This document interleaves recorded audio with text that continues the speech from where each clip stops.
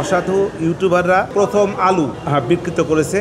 Learned কোর্টে কিছু বক্তব্য দিয়েছি, সেই বক্তব্যটাকে ব্যাডলি কিছু সোশ্যাল মিডিয়ার কিছু লোকেরা ব্যাডলি উপস্থাপন করেছে, যেটাকে সেই ব্যাডলি উপস্থাপন করাটাকে আমি নিন্দা জানাই। আর সেটা এইভাবে করেছে, লার্নেড কোর্ট আমাকে জিজ্ঞাসা করেছিল যে আপনি যে সাংবাদিকের কাছে বলেছেন যে আপনার আসামি খালাস পাবে, এটা আপনি কীভাবে বললেন। আমি সে প্রসঙ্গে লার্নেড কোর্টকে, লর্ডশিপদেরকে বলেছি এই কথা যে সাংবাদিকরা যখন আমাকে প্রশ্ন করে যে আপনার আসামির কনসিকুয়েন্স কী হতে পারে এবং পরবর্তীতে আপনার আসামির সঙ্গে আপনার প্রত্যাশা কী, সেক্ষেত্রে আমি কথা বলেছি যে আর আসামি, আমি আশা করি, আমি বিশ্বাস করি যে আমার আসামি খালাস পাবে এবং সেটা আমি বলতেই পারি। এটা আমার প্রফেশনাল দায়িত্ব। সেইখান থেকে সেই কথাটাকে বলেছি আমি। তখন আরও একটি কথা বলেছি যে লার্নেড কোর্টে আরেকটা কথা বলেছি যে লার্নেড কোর্টে যদি আমি বলি যে আমার আসামি খালাস পাবে না, সেটা কি সঠিক হবে, সেটাকে আমি বলতে পারি।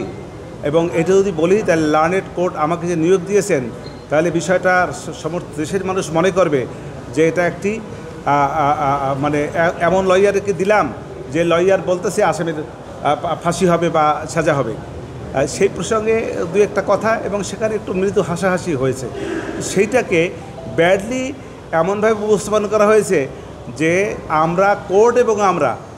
কোর্ট এবং প্রসিকিউশন এবং আমি স্টেট ডিফেন্স আমরা নিজস্বভাবে আলাদা আলাদা বক্তব্যভাবে করে এরকম বাজেভাবে উপস্থাপন করা হয়েছে, যেটা যারা করেছেন আমি জানি এটা সাংবাদিক আপনারা করেন নাই।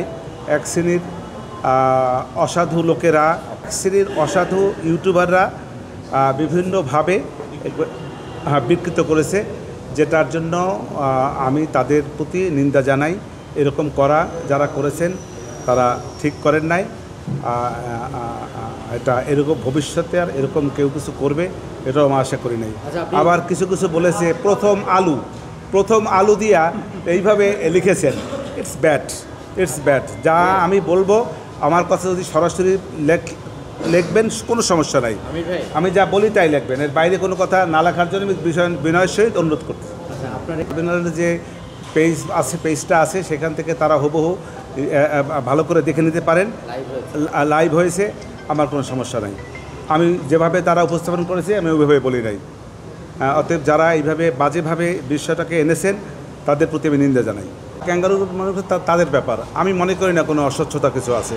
কারণ এই পর্যন্ত ট্রাইব্যুনালে কোনো পক্ষ, আমি আমার কথা বলতে পারি, কোনো পক্ষে আমাকে কোনোভাবে প্রেশার ক্রিয়েট করে নাই, কেউ বলে নাই যে এইটা বলবেন না, এইটা করবেন না, এইভাবে কখনোই কেউ কিছু করে নাই। অতএব এই কোর্ট ক্যাঙ্গারু কিনা বা ক্যাঙ্গারু না, এই প্রশ্ন আমি উত্তর দেব না। আমি মনে করি না যে এই কোর্ট কোনো ক্যাঙ্গারু। আমি মনে করি আমাকে কেউ কোনো রকমের বাধার সৃষ্টি করেন নাই।